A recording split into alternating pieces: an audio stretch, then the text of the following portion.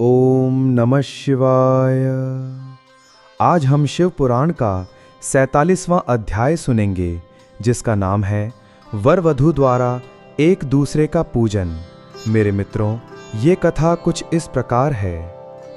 ब्रह्मा जी बोले, हे नारद, गिरिराज हिमालय ने उत्साहपूर्वक वेद मंत्रों द्वारा पार्वती और शिवजी को उपस्नान करवाया।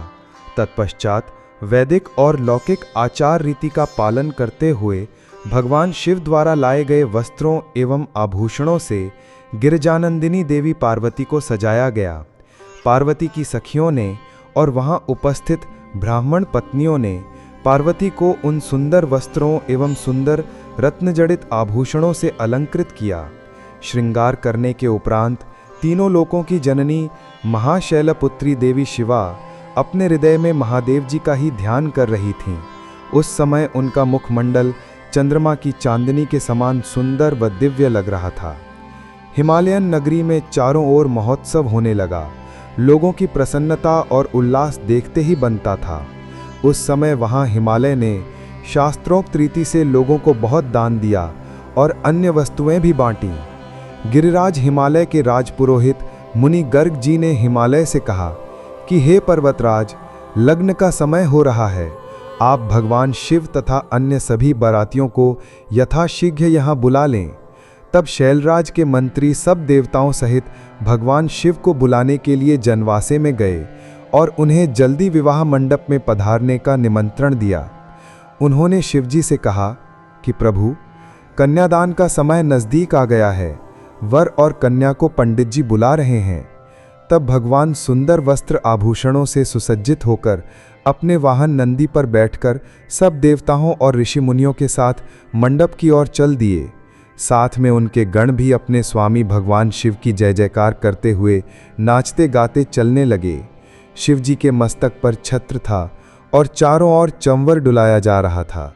महान उत्सव हो रहा था। शंख, भेरी, पटह, आनक, गोमुख बाजे बज रहे थे। अप्सराएं नृत्य कर रही थीं। चारों दिशाओं से देवगण उन पर पुष्पों की वर्षा कर रहे थे। इस प्रकार महादेव जी सुशोभित होकर यज्ञ के मंडप पर पहुँचे। मंडप के द्वार पर उनकी प्रतीक्षा कर रहे पर्वतों ने आदरपूर्वक उन्हें नंदी पर से उतारा और भीतर ले गए।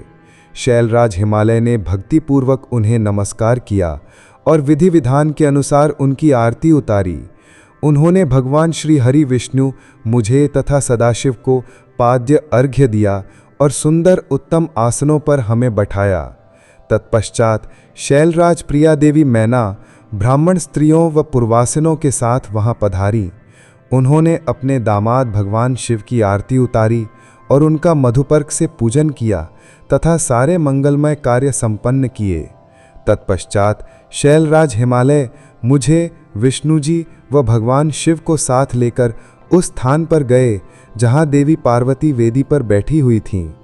तब वहां बैठे सभी ऋषि मुनि, समस्त देवता व अन्य शिवगण उत्सुकता से शिव पार्वती के लग्न की प्रतीक्षा करने लगे।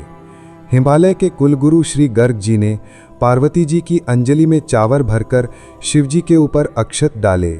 तत्पश्चात पार्वती जी ने दही, अक्षत, कुश और जल से आदरपूर्वक भगवान शिव का पूजन किया।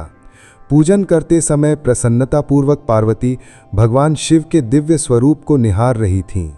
पार्वती जी के अपने वर शिवजी का पूजन कर लेने के पश्चात गर्गमणि के कथनानुसार त्रिलोकीनाथ महादेव जी ने अपनी वधू होने जा रही देवी पार्वती का पूजन किया।